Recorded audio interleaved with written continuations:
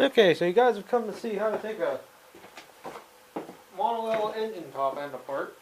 And I'm going to be doing this the quick and dirty way here for camera. First thing you want to do is unhook the shift rods.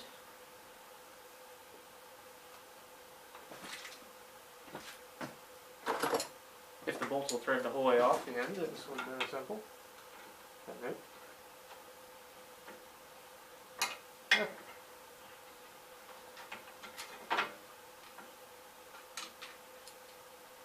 Now if these have pins in them,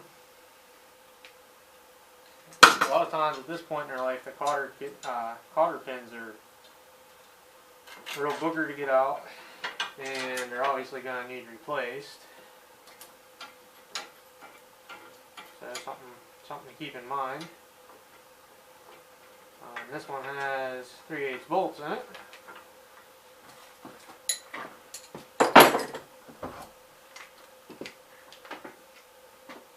And this is a pull start L, so this makes this really simple.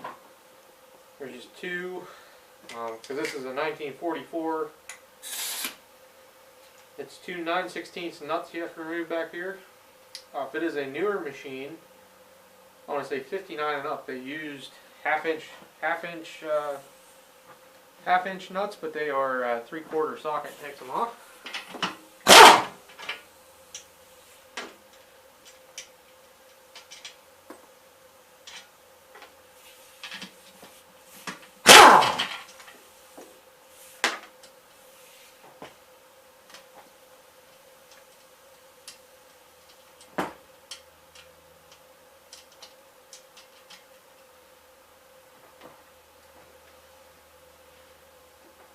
And the other thing I'll note before I get too carried away is on your average working machine right now, you have to take the fan belt off, unhook the throttle cable, unhook the fuel line, unhook the choke cable if it has one, and loosen the handlebar bolts in the front so you can pick this up and slide it. Mine is of course going to be a pain in the butt because the camera is here. So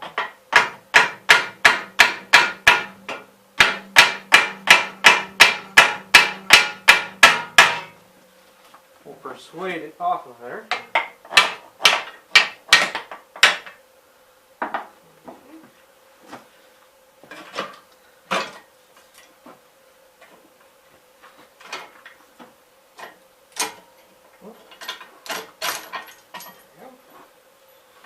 You'll actually find this in the service manual, how to work on L's, because then you don't have to take the fan shroud off or anything. Tighten the bolts down so that way it don't come down and fall on your head.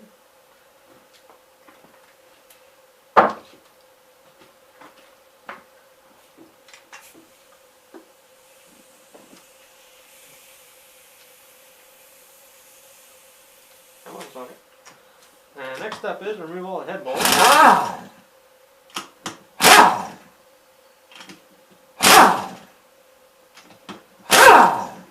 And this one has a whole lot of mismatched garbage in it, just to have a cylinder head on it. That's actually stripped off. I'm going to have to get a 6-point socket for that. So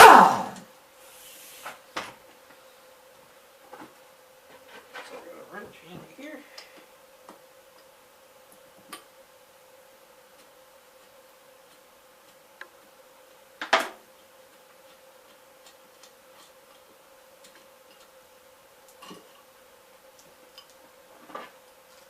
So that cylinder head is off.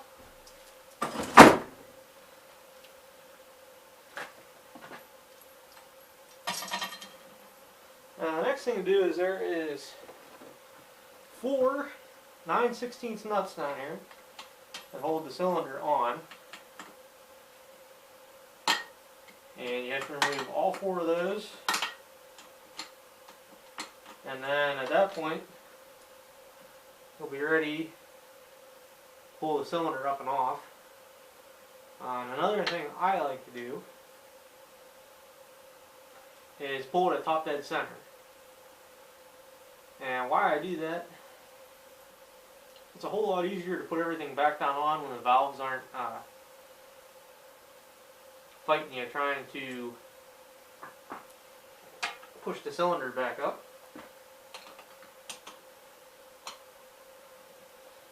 And that way, when you go to pull up on it, there won't be too much pull on the piston. You can just pull up on it.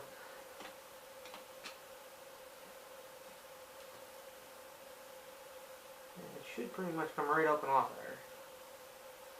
So I'll come back when I get all 4 nuts off here, and we'll give this as a pull up off here. Okay. Got the last nut and washer off here. But hopefully you guys can see this okay. Look at this after and see if it worked out. What I like to do is you can stand over behind it, put the shift rod over your shoulder here, or you could remove the shift rod or the lever the whole way, whatever works best for you, and rock the cylinder back and forth. So this one had silicone on it.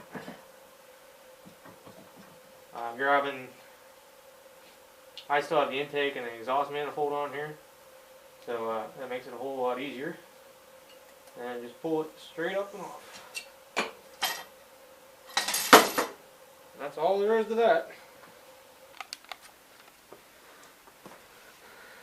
So for anybody who's never had an L part, these are the bottom part of the valve covers. Right here. And right there's your adjustment for the valves.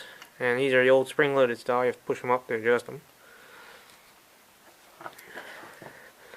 Ooh, that is a standard piston in there. I don't know if you guys will be able to. Right there, standard piston. So, this jug would definitely still be a good candidate for an overbore, as far as I remember. It wasn't total garbage. It's had some Mickey Mouse work done to it, as you can see there. Oh, excuse me. And you see one valve cover stayed with that. So, looking down in here, you can see the ridge clearly. Well, this machine set for about 5 years since the last time I had it running. I'm pretty sure the camera's picking up on this. Yeah, this would be a good machine to have overboard. Not a good machine, but a good cylinder. But what I'm going to do is go over and check my parts hoard and see what I could do, because it looks like I half-ass honed this when I put it on. Now, I know this machine smoked like a train, but it had standard rings in it, so could have very well been bored 10 over or wore 10 over, but it's got a lot of marks, a lot of scoring in it. It could very well just need rings. Hopefully you guys could see. And looking at it, the exhaust valve is burnt. Just lightly. You guys can see there, but all the bolt holes in this cylinder are good. The only thing questionable here is the exhaust manifold, which it actually looks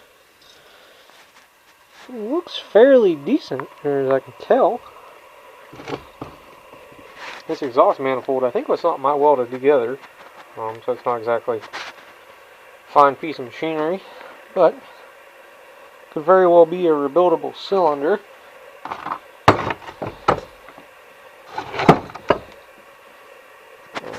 put my flashlight away already.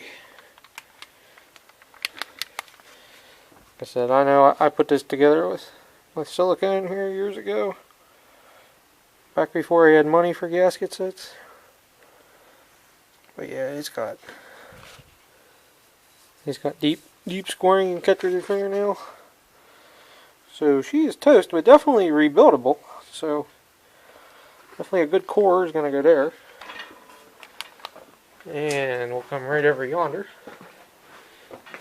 Okay, your guys' seat. Over here in L cylinder land,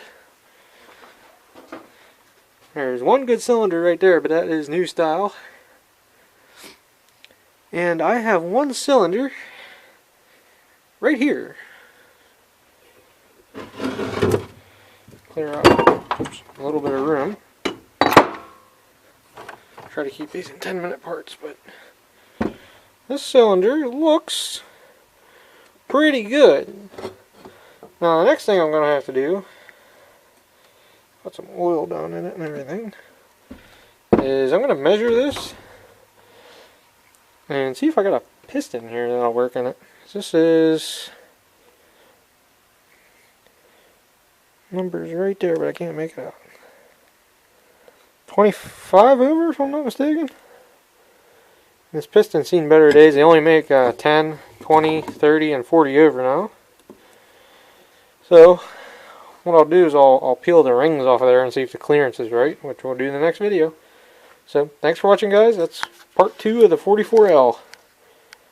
Still in teardown. Later. I don't know about you guys, but I guess the heater's bleepity bleeping loud. So I don't know. Got part 1 done. I tore it apart. Tomorrow night I'll come out and check on that cylinder. So later, guys.